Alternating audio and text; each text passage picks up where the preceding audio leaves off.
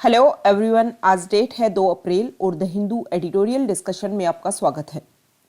आज हम दो आर्टिकल डिस्कस करने वाले हैं। एक article places of worship act 1991 से रिलेटेड और सेकंड आर्टिकल है हांगकांग से रिलेटेड। तो चलो डिस्कशन स्टार्ट करते हैं। हमारा जो फर्स्ट आर्टिकल है an act of colourable legislation, इसमें जो act places of worship act 1991 के बारे में बताया गया है। सबसे पहले हम कॉन्टेक्स्ट की बात कर लेते हैं। अभी सुप्रीम कोर्ट में एक पीआईएल फाइल हुई और उस पीआईएल में ये बोला गया कि 1991 जो एक्ट है प्लेसेज ऑफ वर्शिप एक्ट, ये सही है या गलत है। उसी को लेकर के सुप्रीम कोर्ट ने जो सेंट्रल गवर्नमेंट है उसको एक नोटिस जारी किया कि उनसे पूछा कि इसको रखा जाना चाहिए या फिर नहीं रखा जाना चाहिए।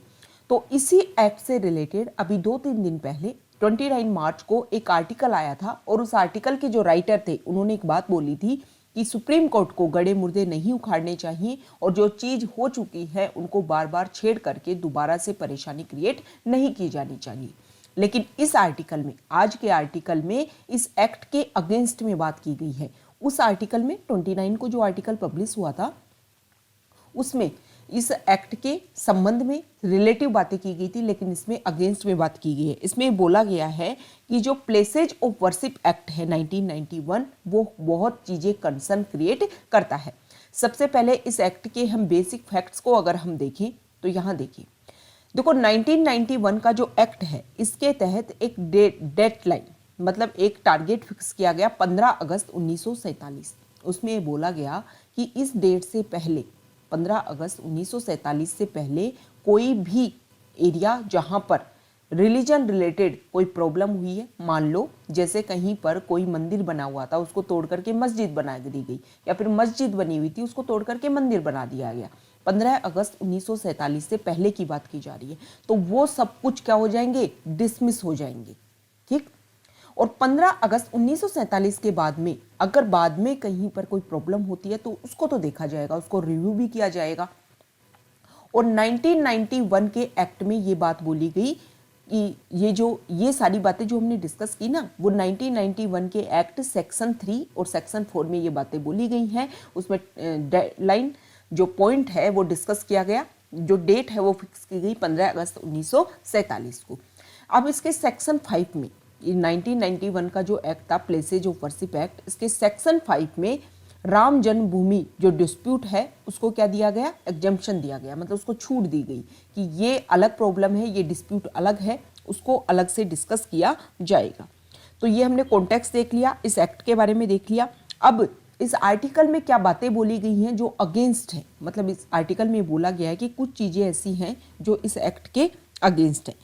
जैसे पहली अगर हम बात करें तो हमारा जो फंडामेंटल राइट्स है, मतलब आर्टिकल 32, उसमें क्या है, उसको वायलेट करता है ये एक्ट। जैसे कि आर्टिकल 32 के तहत कोई भी व्यक्ति जिसके फंडामेंटल राइट्स इंप्लीमेंट नहीं हो पा रहे हो तो वो डायरेक्ट जा सकता है सुप्रीम कोर्ट, और फिर सुप्रीम कोर्ट को पावर है कि वो कैसे भी करके अगर व्यक्ति के फंडामेंटल राइट्स वायलेट हो रहे हैं तो वो रिव्यू करता है और उसको लगता है सुप्रीम कोर्ट को कि वायलेट हो रहे हैं तो उसको इम्प्लीमेंट करवाने की कोशिश करता है।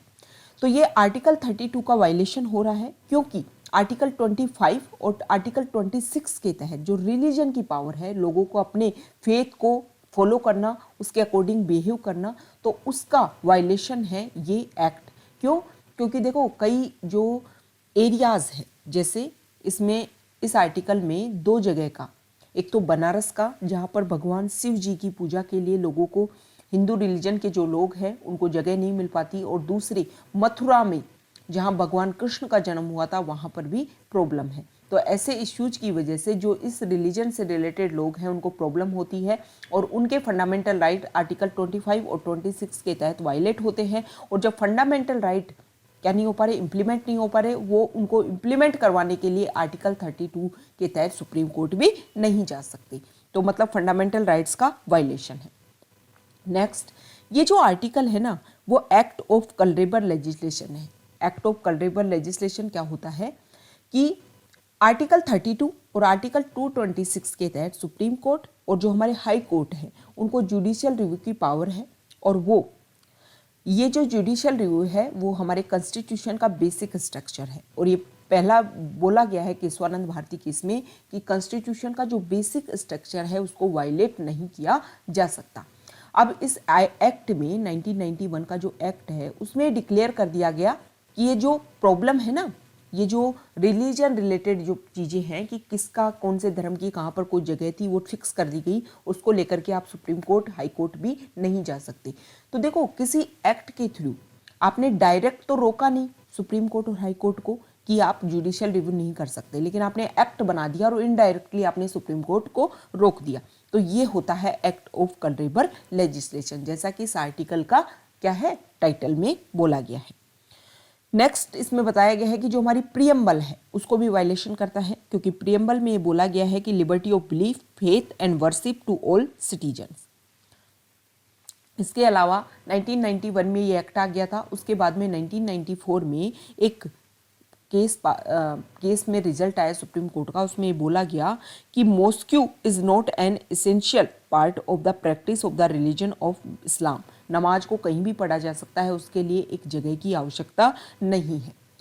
लास्ट में इस आर्टिकल में कंक्लूजन में एक ही बात बोली गई है कि देखो जो सुप्रीम कोर्ट है उसके पास में 142 के तहत पावर है कि वो अपनी स्पेशल पावर का यूज़ करे, और जो कुछ जगह है, जो 2 स्पेशल पॉइंट्स इसमें उठाए गए हैं, अयोध्या भूमि के जो जगह है कहाँ पर, मथुरा, और इसके अलावा जो बनारस की जगह है उसके लिए जो पॉइंट उठाए गए हैं उनको भी सुप्रीम कोर्ट आर्टिकल 142 के तहत अपनी पावर का यूज़ करके उन लोगों को इसमें इंक्लूड करे। जैसे राम जन्मभूमि को एक्सेप्शन रखा गया था इस आर्टिकल में, इस एक्ट के थ्रू, वैसे ही ज्ञान व्यापी काशी विश्वनाथ टेम्पल इन वाराणसी और कृष्ण जन्मभूमि टेम्पल इन मथुरा, वहाँ पर इन जगह के जो लोग हैं उनको भी शामिल किया जाना चाहिए और उनको भी एग्जम्पशन दी जानी चाहिए, और ये सब कुछ आर्टिकल 142 के तहत सुप्रीम कोर्ट कर सकता है।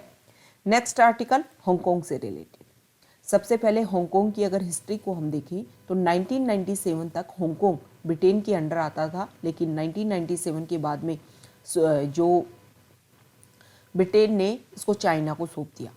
आज तक हांगकांग में 1 गवर्नमेंट बट 2 सिस्टम के अंदर ये काम कर रहा था और स्पेशल एडमिनिस्ट्रेटिव रीजन के रूप में इसको किया जा रहा था चाइना के द्वारा असिस्ट। लेकिन अब धीरे धीरे चाइना इसके ऊपर भी अपनी कमान कसने लग गई है।